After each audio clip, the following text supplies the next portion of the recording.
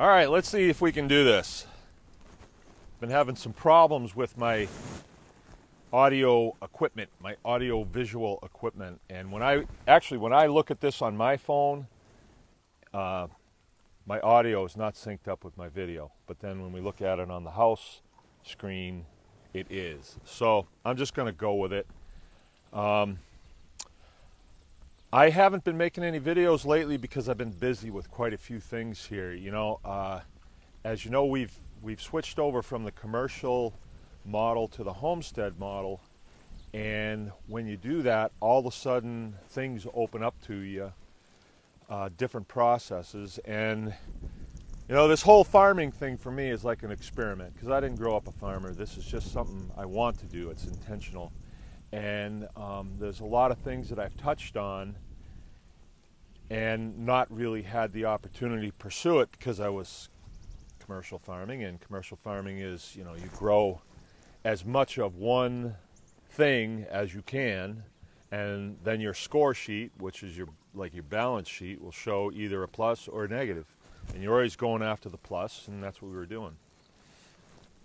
So some of my old videos, like from years ago, where I was showing things like the Homestead milk cow, they were things that I wanted to do, and I got it going, but I wasn't really able to continue it because I didn't have the time to do it. So I'd get it going during the winter months and then hand it off to one of the kids, and it would go for a while, but then that kid would, you know, have to get lessons in this or that, and, you know, so they'd pass it off to another kid, and then it kind of died. And our Homestead milk situation is coming around, and I'm going to make videos about that and bring that to you so you can see how you could possibly work that in to your homesteading operation. Not for everybody, but it's a good thing. Milk's a good thing to have. And grazing is a deep subject, a very deep subject. I want to, this week, broach that subject, so I'm going to tell you what's coming.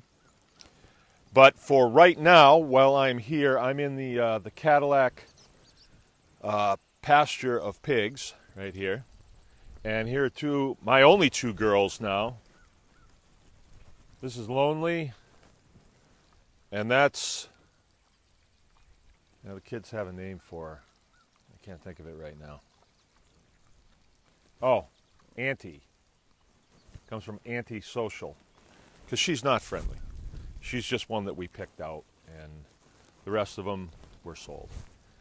So Lonely here is half Mangalitsa, half large black red wattle, and she comes from a pig that, you know, she's the offspring of a pig that we traded to somebody, a friend of ours in Maine. That was anyway. And then our boar is over there, and that's Friendly, and he's been around here for a long time. So this is it. This is all I have for breeding stock. And then, so they will spend their time in here right now. That's what they're doing. They're chowing down.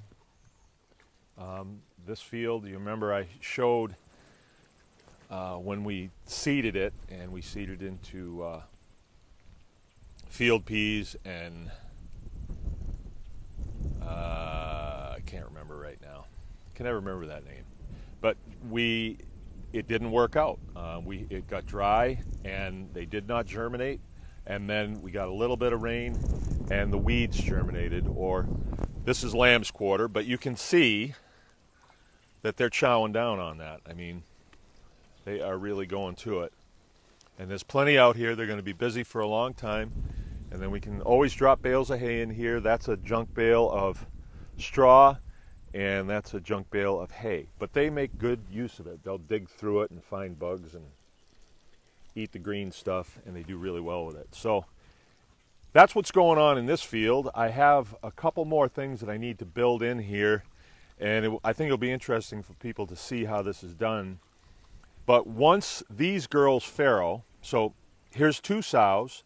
They're going to farrow twice a year, and I'm going to figure they're going to give me 7 each farrowing. So 14 per each sow that's in here per year times 2, homeschoolers, 28.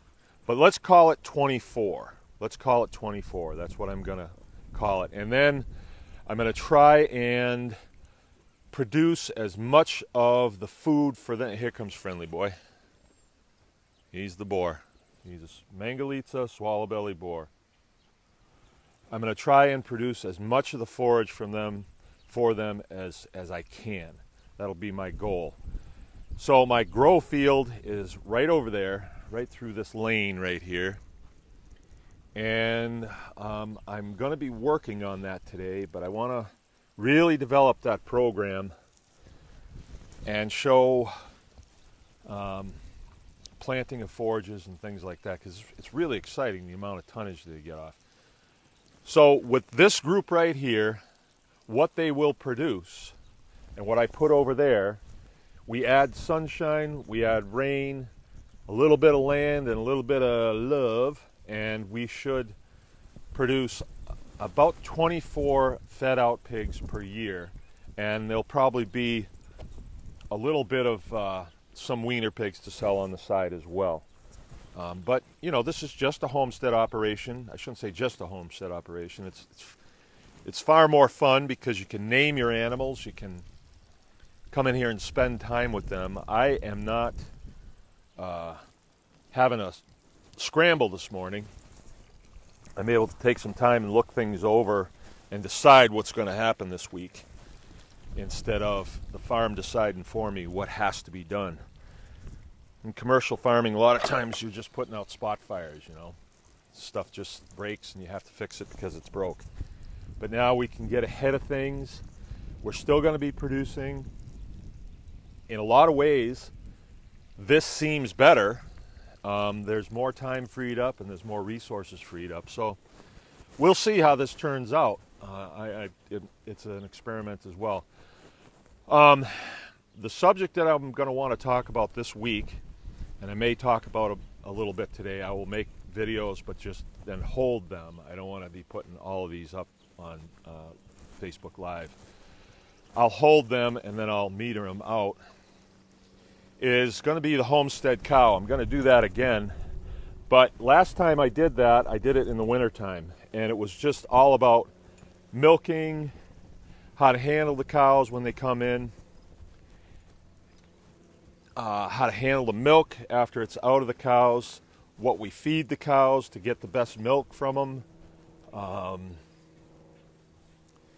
mean, that is a deep subject because milk is a really whole food, and you can stack the deck. I mean, whatever you feed that cow, she's going to make milk out of that. And you know, if it's something that you need, milk is a good medium for it to be disseminated into the human body. So that's a deep subject right there, I'll tell you. Raw milk is a deep, deep subject. But we're going to talk about the things that happen this time of the year for a person that's going to own a cow or two. We have two. We have 2 milk cows. At one time I had 5, and we were doing milk shares. And that was a bad model. And that bad model is offered to us because it's a bad model. You know, if it's a good model in agriculture, there are entities that want to step on it so that you don't do it. But this, I believe, is a good model, what we're going to show. You want to talk about gain, right? If I have a cow that, and this is just for an example, I don't want you to go putting a cow on your front lawn, but if you have a cow and she eats half of your lawn, and then she gives you 8 gallons of milk, you're not only not firing up your lawnmower, you're getting 8 gallons of milk. And that 8 gallons of milk, if you've taken care of your lawn and you've taken care of the soil, that 8 gallons of milk is going to contain things that are going to keep you out of the hospital. So there's winning in this game like there isn't in the commercial game, because the commercial game, you are struggling for you're in competition for dollars, just US dollars. I don't really have anything against US dollars, but when the game is all about getting US dollars, we sacrifice quality and we sacrifice the process, right?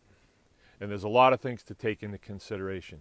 If I'm doing a process that I hate, I don't do a good job. If I'm doing a process that I love, I can't get enough of it. It's fun. It's not work then, right? So that's one of the aspects of this.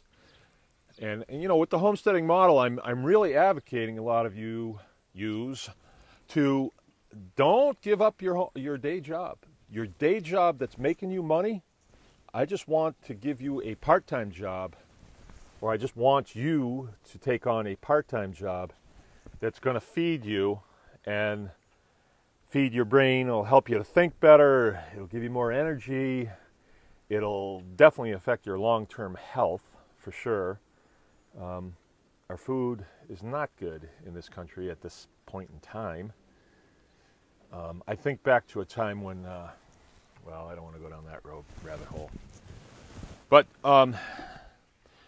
so yeah, with the homesteading farmstead cow model, we're going to go through the fencing, and we're going to go through why it makes sense. You know, if I just have a cow and she's in a dirt patch and I have to feed her everything that she's going to eat, her diet is going to be kind of a monoculture diet. But if I can turn her out, and I don't want her on my hay field because that's where I cut the hay, but all the areas where I can't get too close to fences, or I can't get in the woods to cut all the hay, but she can. And she'll also eat other things while she's in there. Some of it might not be too good. If she finds some wild onions, that might not be too good for the milk, but chances are that milk would have something in it that would be good, although you might like onions with your milk, so it might be good. I do not. So we're going to go through the fencing, we're going to go through moving of the animals, and just a lot of the general philosophy on this. So I think it's going to be fun, and that is coming. I'll try to do that as much as I can. Right now, while I'm here, just to finish this video off, the last time we were out in this area, I was showing you just the homestead garden. And this year, for, I don't know, we can't really explain it, but we've had more time to spend out here, where in the past it was always, we have so much to do to produce, you know, X amount of chickens and X amount of pigs, that we didn't have the time to spend out here. So this was kind of an afterthought. The garden was an afterthought. It was something that we had to do because we need green beans for the winter. We need corn to get through summer. Who doesn't need corn in the summer? Tomatoes, all this stuff. And this is just one of the gardens here. There's another one over there by the shop that is just beaming. So I can already see tangible results for the homestead model in our lives. You know, it's not going to work for everybody. I don't think that big-time commercial farmers out there are going to see this video and say, you know what, honey, let's get rid of all of, you know, some people can't do that. One of the things that was nice about our small farm model was we can shift, we can bob and weave, where the huge agriculture cannot. They make huge commitments of buildings and machinery and huge loans and stuff like that. They can't bob and weave like we can. So it may not be for everybody. This garden is doing really nice. We're getting ready to replant the greenhouse probably in probably about 4 weeks. We won't be doing any planting in there soon because it's way too hot. And you know, we're already harvesting out of the garden. We're getting cucumbers. I eat lots of cucumbers in the summertime. All the greens. Beans are coming in. You can see the corn. This stuff is just waist high, and this stuff is already tasseled out. So it's already producing ears of corn, and end of the month we'll have corn here. Last night we got 3/4 of an inch of rain, and it made steam when it hit the ground. We have been dry, very, very dry. And so today's going to be a special day because everything is waking up. Everything is going to enjoy itself today. We got a little bit of light wind, and it's going to be just a gorgeous day. Now I've got direct sun hitting me. It's also hitting the plants, and the plants have been given a drink of water. So I think I can hear that corn growing right now. I think it's going to just really, really go today. Okay, so that's what's coming. I didn't want you to think that I went away for good. We just had some things. Had to get a new car this week, and just a bunch of things, you know, people coming and going, and my mind was on other things than farming. But see, that's another thing too. When I have other things to do, I can drop this, or not drop it, that's not a good word. I can move away from it, and I don't come back to a disaster. Was it the year before last? It's a great example. The year before last, I was showing how in our garden here, we could put in 40 pigs, which would have been about an eighth of the amount of pigs that we had on the farm. My arm's getting tired here. Little ones, I'd fence this off and I'd put them in here. And they would eat everything. They'd take it down to nothing. And that was, you know, something that I was doing, and I thought it was pretty cool. And we went away for the day. Went to a museum down in Kalamazoo, Dave. And when I got back, one of my helpers hadn't secured one of the fences as good as he could have. I don't want to shift the blame on anybody. Okay, it was me. And those 40 pigs got out. And they didn't go anyplace except the lawn and the raspberry bushes. And when we got home, they had already gone back in and were asleep. And so all I did was wire up the gate, but in the time that we were gone, they did a tremendous amount of damage. And it took, you know, a long time to recover from that. Not that it stopped the day-to-day here, but when I would walk past and see the damage they did to the raspberries, it was like, ugh, I hate pigs, you know? And so things like that. But now, with smaller numbers and the ability to spend more attention to detail, that's not going to happen.